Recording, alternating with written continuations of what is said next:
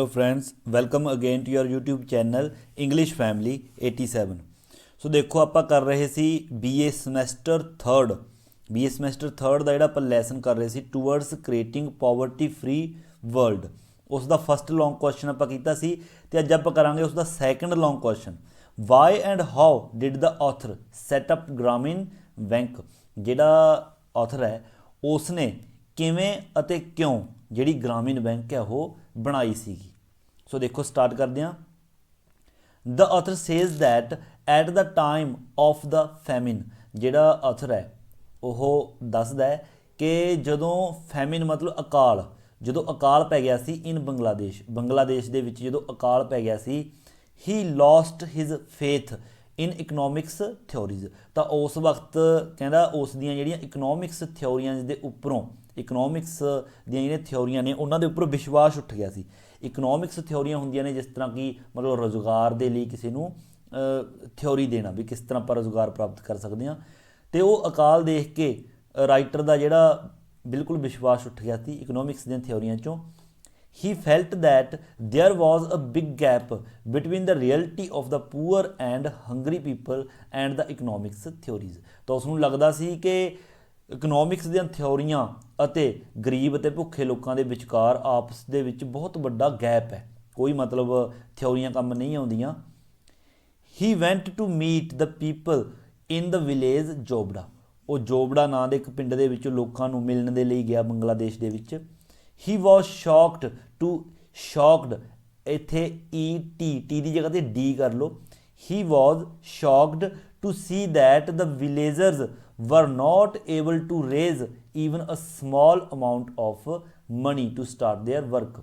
ਇਹ ਦੇਖ ਕੇ ਉਹਨੂੰ ਬਹੁਤ ਵੱਡਾ ਸ਼ੌਕ ਲੱਗਿਆ ਕਿ ਜਿਹੜੇ ਲੋਕ ਨੇ ਵਿਲੇਜਰਸ ਨੇ ਵਰ ਨਾਟ ਏਬਲ ਟੂ, ਉਹ ਬਿਲਕੁਲ ਵੀ ਕਾਬਲ ਨਹੀਂ ਸੀਗੇ। ਰੇਜ਼ ਹੁੰਦਾ ਹੈ ਪ੍ਰਬੰਧ ਕਰਨਾ, even a small amount of money, ਇੱਕ ਛੋਟੀ ਜੀ ਮਤਲਬ ਧਨ ਹੈ ਜਿਹੜਾ ਧਨ ਦੀ ਰਾਸ਼ੀ ਹੈ ਉਸ ਦਾ ਵੀ ਪ੍ਰਬੰਧ ਉਹ ਨਹੀਂ ਕਰ ਸਕਦੇ ਸੀ, ਇੰਨੀ ਗਰੀਬੀ ਆ ਗਈ ਸੀ। ਟੂ ਸਟਾਰਟ ਦੇਅਰ ਵਰਕ, ਆਪਣਾ ਕੰਮ ਸਟਾਰਟ ਕਰਨ ਦੇ ਲਈ। ਦ ਅਮਾਊਂਟ ਦੇ ਨੀਡਡ ਵਾਜ਼ ਲੈਸ ਦੈਨ $1 ਪਰ ਪਰਸਨ। ਜਿਹੜੀ ਉਹਨਾਂ ਨੂੰ ਚਾਹੀਦੀ ਸੀਗੀ ਅਮਾਊਂਟ ਪੈਸਾ ਉਹ $1 ਪਰ ਪਰਸਨ ਤੋਂ ਵੀ ਘੱਟ ਸੀਗੀ। To get this amount they had to sell their goods. ਇਹ ਜਿਹੜੀ ਧਨ ਦੀ ਰਾਸ਼ੀ ਪ੍ਰਾਪਤ ਕਰਨ ਦੇ ਲਈ ਉਹਨਾਂ ਨੂੰ ਆਪਣੇ ਜਿਹੜੇ ਸਮਾਨ ਨੇ, ਗੁੱਡਸ ਨੇ, ਉਹ ਵੇਚਣੇ ਪੈ ਰਹੇ ਸੀ। ਟੂ ਦ ਲੈਂਡਰਸ, ਸ਼ਾਹੂਕਾਰਾਂ ਦੇ ਕੋਲ। At a price which was fixed by the lender himself. ਅਤੇ ਉਸ ਕੀਮਤ ਦੇ ਉੱਪਰ ਵੇਚਦੇ ਸੀ ਜਿਹੜੇ ਮਤਲਬ ਜਿਹੜੇ ਸ਼ਾਹੂਕਾਰ ਨੇ ਖੁਦ ਤੈਅ ਕਰਦੇ ਸੀ ਵੀ ਅਸੀਂ ਤਾਂ ਇੰਨੇ ਰੁਪਈਆਂ ਦੇ ਵਿੱਚ ਖਰੀਦਾਂਗੇ, ਵੇਚਣੇ ਤਾਂ ਵੇਚ, ਮਜਬੂਰ ਸੀਗੇ।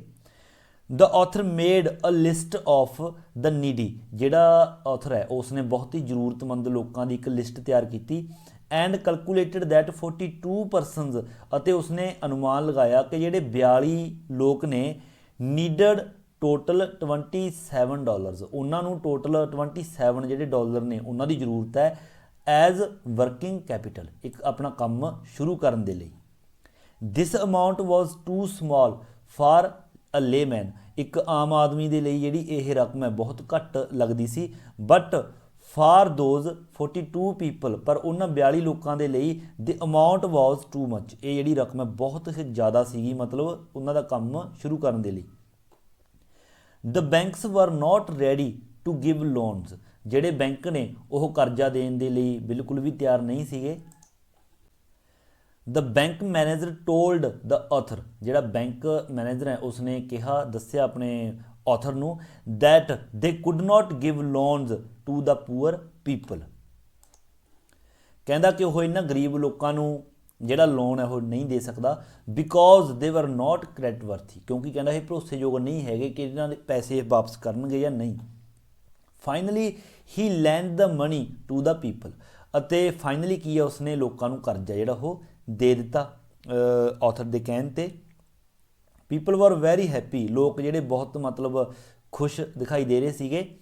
The author thought of arranging money for them on a permanent basis. ਜਿਹੜਾ ਆਥਰ ਹੈ ਉਸਨੇ ਸੋਚਿਆ ਕਿ ਕਿਉਂ ਨਾ ਪਰਮਾਨੈਂਟ ਤੌਰ 'ਤੇ ਮਤਲਬ ਇਹਨਾਂ ਨੂੰ ਪੈਸੇ ਦੀ ਅਰੇਂਜਮੈਂਟ ਹੈ ਜਿਹੜੀ ਕਰ ਦਿੱਤੀ ਜਾਵੇ ਲੋਕਾਂ ਦੇ ਲਈ ਤਾਂ ਕਿ ਉਹ ਆਪਣਾ ਕਾਰੋਬਾਰ ਚਲਾ ਸਕਣ। ਸੋ ਹੀ ਗਰੰਟਿਡ, ਤਾਂ ਇਸ ਲਈ ਤਾਂ ਜਿਹੜਾ ਆਥਰ ਹੈ ਉਸਨੇ guarantee ਲੈਤੀ।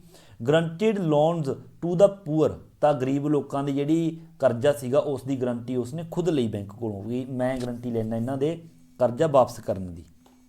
People paid back their loans without any problem, ਤਾਂ ਜਿਹੜੇ ਲੋਕਾਂ ਨੇ ਕਰਜ਼ਾ ਲੈ ਕੇ ਬੈਂਕ ਤੋਂ ਵਿਦਆਊਟ ਕਿਸੇ ਪ੍ਰੋਬਲਮ ਦੇ ਜਿਹੜਾ ਕਰਜ਼ਾ ਉਹ ਵਾਪਸ ਕਰ ਦਿੱਤਾ ਸੀਗਾ, ਕੋਈ ਪ੍ਰੋਬਲਮ ਨਹੀਂ ਆਈ ਜਿੱਦਾਂ ਕਿ ਮੈਨੇਜਰ ਕਹਿ ਰਿਹਾ ਸੀਗਾ। The author then tried the scheme for 2 villages, ਇਸ ਤੋਂ ਬਾਅਦ ਜਿਹੜਾ ਆਥਰ ਹੈ ਉਸਨੇ ਇਹ ਸਕੀਮ 2 ਪਿੰਡਾਂ ਦੇ ਵਿੱਚ ਅਪਲਾਈ ਕੀਤੀ ਕਿ ਮਤਲਬ ਆਪਣੇ ਗਰੰਟੀ ਦੇ ਉੱਪਰ ਕਰਜ਼ਾ ਉਹਨਾਂ ਨੂੰ ਦਵਾ ਦਿੰਦਾ ਸੀਗਾ ਲੋਕਾਂ ਨੂੰ, ਅਤੇ ਉਹ ਆਪਣਾ ਕੰਮ ਸ਼ੁਰੂ ਕਰਕੇ ਕਰਜ਼ਾ ਜਿਹੜਾ ਵਾਪਸ ਮੋੜ ਦਿੰਦੇ ਸੀ। ਐਂਡ ਵਾਜ਼ ਸਕਸੈਸਫੁਲ, ਅਤੇ ਉਹ ਸਕਸੈਸਫੁਲ ਵੀ ਹੋਇਆ ਇਸ ਕੰਮ ਦੇ ਵਿੱਚ। He spread his work from one village to another, ਇੱਕ ਇਸ ਤਰ੍ਹਾਂ ਉਸਨੇ ਇੱਕ ਪਿੰਡ ਤੋਂ ਦੂਸਰੇ ਪਿੰਡ ਤੱਕ ਇਹ ਕੰਮ ਹੈ ਜਿਹੜਾ ਜਾਰੀ ਰੱਖਿਆ, ਲੋਕਾਂ ਨੂੰ ਇਸ ਤਰ੍ਹਾਂ ਪੈਸੇ ਵਗੈਰਾ ਦਿਵਾਉਂਦਾ ਰਹੇ। ਹੀ ਟਚਡ ਦਾ ਨੰਬਰ ਆਫ 100, ਲਗਭਗ 100 ਪਿੰਡ ਤੱਕ ਉਸਨੇ ਇਹ ਕੰਮ ਹੈ ਜਿਹੜਾ ਜਾਰੀ ਕੀਤਾ। ਐਟ ਦਿਸ ਸਟੇਜ, ਅਤੇ ਇਸ ਸਟੇਜ ਦੇ ਉੱਪਰ ਆ ਕੇ he thought of creating a separate bank for the poor, ਤੇ ਉਸਨੇ ਸੋਚਿਆ ਜਦੋਂ ਇਸ ਤਰ੍ਹਾਂ ਲੋਕਾਂ ਨੂੰ ਉਹ ਕਰਜ਼ਾ ਦਿਵਾਉਂਦਾ ਸੀ ਬੈਂਕ ਤੋਂ, ਉਸਨੇ ਇਹ ਸੋਚਿਆ ਕਿ ਕਿਉਂ ਨਾ ਲੋਕਾਂ ਦੇ ਲਈ ਹੀ ਇੱਕ ਆਪਣੀ ਜਿਹੜੀ ਬੈਂਕ ਹੈ ਉਹ ਉਸ ਦਾ ਨਿਰਮਾਣ ਕੀਤਾ ਜਾਵੇ। ਹਿੰਸ ਦ ਕਨਸੈਪਟ ਆਫ ਗ੍ਰਾਮੀਣ ਬੈਂਕ ਵਾਜ਼ ਇਵੋਲਵਡ ਹੁੰਦਾ ਖੋਲ੍ਹਣਾ ਜਾਂ ਫਿਰ ਓਪਨਡ, ਜਿਹੜਾ ਇਸ ਤਰ੍ਹਾਂ ਜਿਹੜਾ ਕਨਸੈਪਟ ਹੈ ਗ੍ਰਾਮੀਣ ਬੈਂਕ ਦਾ ਉਹ ਕੀ ਹੈ ਖੋਲ੍ਹਿਆ ਗਿਆ, ਉਸ ਦੇ ਦਿਮਾਗ ਦੇ ਵਿੱਚ ਆਇਆ ਕਿ ਕਿਉਂ ਨਾ ਆਪਣੀ ਬੈਂਕ ਖੋਲ੍ਹੀ ਜਾਵੇ, ਇਸ ਤਰ੍ਹਾਂ ਗ੍ਰਾਮੀਣ ਬੈਂਕ ਹੈ ਜਿਹੜੀ ਉਸ ਦੀ ਸਥਾਪਨਾ ਕੀਤੀ। In 20 years after the setting up of Grameen Bank, 20 ਸਾਲਾਂ ਦੇ ਵਿੱਚ ਜਦੋਂ ਗ੍ਰਾਮੀਣ ਬੈਂਕ ਜਿਹੜੀ ਸਟਾਰਟ ਕੀਤੀ ਸੀ ਉਸ ਦੇ 20 ਸਾਲਾਂ ਦੇ ਬਾਅਦ ਇਨ 1983 ਦੇ ਵਿੱਚ ਦੀ ਬੈਂਕ ਕ੍ਰੋਸਡ ਦਾ USA ਡਾਲਰ 2 ਬਿਲੀਅਨ ਡਾਲਰ ਹੈ ਜਿਹੜਾ ਉਹ USA ਦਾ ਉਹ ਕ੍ਰੋਸ ਕਰ ਗਈ ਸੀ। ਮਾਰਕਸ ਇਨ ਕਮਿਊਲੇਟਿਵ ਹੁੰਦਾ ਸਾਂਝਾ, ਕਮਿਊਲੇਟਿਵ ਲੋਨਸ, ਜਿਹੜੇ ਸਾਂਝੇ ਲੋਨਸ ਦੀ ਜਿਹੜੀ ਆਪਣੀ ਰਕਮ ਸੀਗੀ ਉਹ ਬੈਂਕ ਹੈ ਜਿਹੜੀ ਉਹ 1983 ਦੇ ਵਿੱਚ USA ਦਾ ਡਾਲਰ ਹੈ 2 ਬਿਲੀਅਨ ਡਾਲਰ ਤੱਕ ਉਹ ਮਤਲਬ ਪਹੁੰਚ ਗਈ ਸੀ। ਸੋ ਮਤਲਬ ਬੈਂਕ ਹੈ ਜਿਹੜੀ ਪੂਰੀ ਕਾਮਯਾਬ ਹੋਈ। ਸੋ ਇਹ ਸੀਗਾ ਸੈਕੰਡ ਲੌਂਗ ਕੁਐਸਚਨ। ਸੋ ਜੇਕਰ ਆਸਾਨ ਲੱਗਿਆ ਸਮਝ ਆਈ ਹੈ ਤਾਂ ਵੀਡੀਓ ਨੂੰ ਲਾਈਕ ਸ਼ੇਅਰ ਅਤੇ ਕਮੈਂਟ ਕਰੋ, ਔਰ ਜੇਕਰ ਤੁਸੀਂ ਇਸ ਚੈਨਲ ਉੱਪਰ ਨਵੇਂ ਹੋ ਤਾਂ ਚੈਨਲ ਨੂੰ ਸਬਸਕ੍ਰਾਈਬ ਕਰਨਾ ਬਿਲਕੁਲ ਨਾ ਭੁੱਲਿਓ। ਸੋ ਮਿਲਦੇ ਹਾਂ ਅਗਲੀ ਵੀਡੀਓ ਲੈ ਕੇ, ਉਦੋਂ ਤੱਕ ਦਿਓ ਇਜਾਜ਼ਤ। Thank you so much.